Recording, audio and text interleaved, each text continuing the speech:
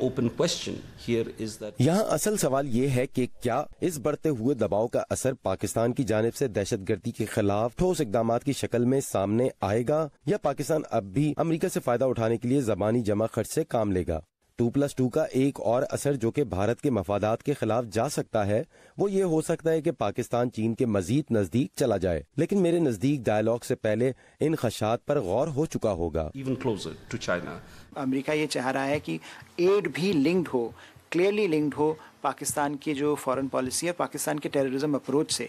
वो मुझे लगता है एक भारत के लिए अच्छा मैसेज है। और दूसरा मैसेज मेरे ख्याल से जो पोम्पेयो की विजिट और ये एड कैंसिलेशन ने दिया है वो ये दिया है कि नई सरकार आने के बावजूद हम ये एड कैंसिल कर रहे हैं और हम ये पाकिस्तान को ये बेनिफिट ऑफ डाउट नहीं दे रहे हैं अब की बार कि नई सरकार आएगी इसलिए पाकिस्तान हम एड दे दें और पाकिस्तान की पॉलिसी को क्या होती है ये देखें।